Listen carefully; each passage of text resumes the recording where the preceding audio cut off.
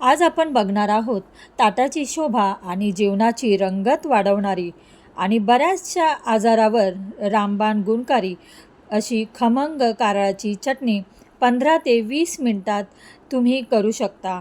आणि तर ही कारळाची चटणी महिना ते 1.5 महिना तुम्ही स्टोअरसुद्धा करू शकता। ही चटणी अगदी घरगुती साहित्यात आणि कमी साहित्यात खूप खमंग अशी चटणी तयार होते। तर ही चटणी बनवताना मी सगळं काही ट्रिक आणि टिप्स लागणाऱ्या सगळ्या गोष्टी मी व्हिडिओमध्ये शेअर केल्या आहे। तर व्हिडिओ पूर्ण बघा आणि चला मी जास्त वेळ न घालवता व्हिडिओला सुरुवात करते।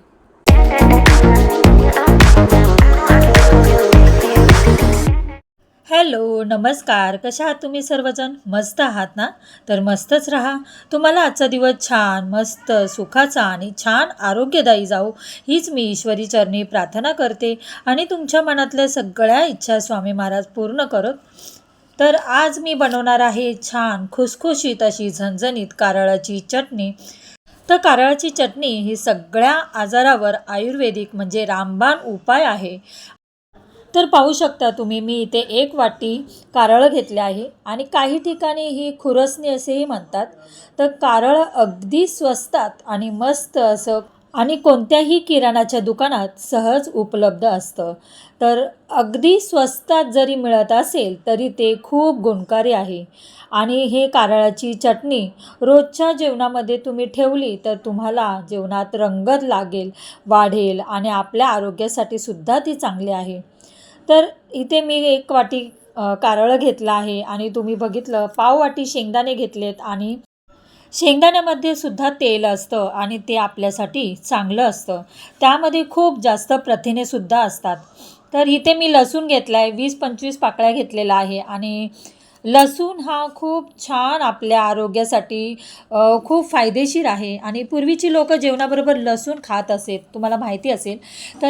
तर लसूण साधा जरी दिसत असेल ना तरी पण लसूण रक्त पातळ करते आणि हिमोग्लोबिन वाढवण्याचं काम हे लसूण करत असतं आणि चव वाढवण्याचं कामसुद्धा लसूण करत असतं। त्याच्यामुळे सगळ्या चटणीच्या प्रकारामध्ये लसूण हा वापरला जातो।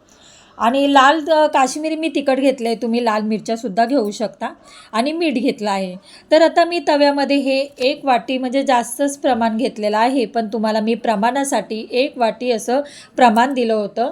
त्याच वाटीने पाव वाटी शेंगदाणे घेतले आणि लसूण घेतला। तर इथे मी पॅनमध्ये कारळं घेतलेलं आहे आणि कारळं छान असं खरपूस आपल्याला भाजून घ्यायचं आहे। तर मी हे 5 ते 6 मिनटं स्लो फ्लेमवर छान असं खरपूस हलकंसं भाजून घ्यायचं आहे आणि असा तडतड असा आवाज येतो, त्याच्यामुळे मग आपल्याला समजतं की हे छान भाजलेलं आहे। तर आता हे भाजून झालेलं मी ते बाजूला प्लेटमध्ये काढून घेते आणि आता आपण शेंगदाणे भाजायला घेऊया।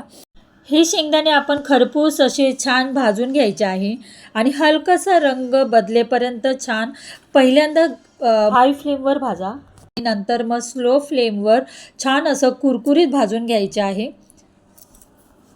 तुम्हाला जर आवडत असेल तर शेंगदाण्याचं प्रमाण तुम्ही जास्त कमी वाढवू शकता किंवा कमी घेऊ शकता। तर मी शेंगदाणे असं छान खरपूस तर छान असे मी शेंगदाणे भाजून घेतले आहेत आणि बाजूला काढलेत। सगळं कारळं किंवा शेंगदाणे हे बाजूला अर्धा तास तरी पंख्याखाली ठेवून द्यायचं आहे आणि थंड झाल्यावरच आपल्याला मिक्सरच्या भांड्यामध्ये वाटण्यासाठी घ्यायचं आहे। आणि मिक्सरचं भांडंसुद्धा छान कोरडं फडफडीत पाहिजे। तुम्ही लसूण अगोदर सोलून ठेवू शकता, त्याच्यामुळे त्याला पाणी सुटणार नाही आणि चटणी सुक्की आणि फडफडीत होऊन जाईल आपली। त्यानंतर त्याच्यामध्ये मी काश्मीरी लाल मिरची पावडर घेतली आहे, तुम्ही लाल तिखटसुद्धा घेऊ शकता आणि मीठ घेतलं आहे आणि आता मी छान ग्राइंड करून घेते। ग्राइंड करताना असं चालू बंद करूनच आपल्याला वाटून घ्यायचं आहे। तर आता तुम्ही बघू शकता आपली छान अशी कारळाची चटणी तयार झाली आहे। ती स्वस्त जरी दिसत असेल तरी खूप बहुगुणी आहे आणि असंच आपण कारळं खात नाही, तीळ खात नाही, तर ते आपल्या पोटात अशा प्रकारे जाते आणि अशा चटण्या केल्याने खूप छान आपल्या आरोग्यासाठी त्याचा फायदा होतो। सांधेदुखी, हाडेदुखी ह्यासाठी सुद्धा खूप फायदेशीर आहे। तर तुम्ही अशा चटण्या करून तुम्ही बर्नीमध्ये ठेवून फ्रीजमध्ये सुद्धा ठेवू शकता किंवा बाहेरसुद्धा ठेवू शकता। तर ही चटणी महिना 1.5 महिना तरी बाहेर टिकू शकते। करायलासुद्धा साधी आणि सोपी पद्धत आहे.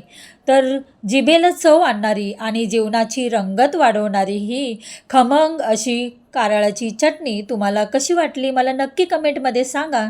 आणि व्हिडिओ आवडला असेल तर नेहमीप्रमाणे लाईक, शेअर, सबस्क्राईब करा. तर चला, मी व्हिडिओचा इथेच एंड करते. पुन्हा भेटूया अशाच नवनवीन व्हिडिओमध्ये. तोपर्यंत खुश राहा, आनंदी राहा, काळजी घ्या. बाय.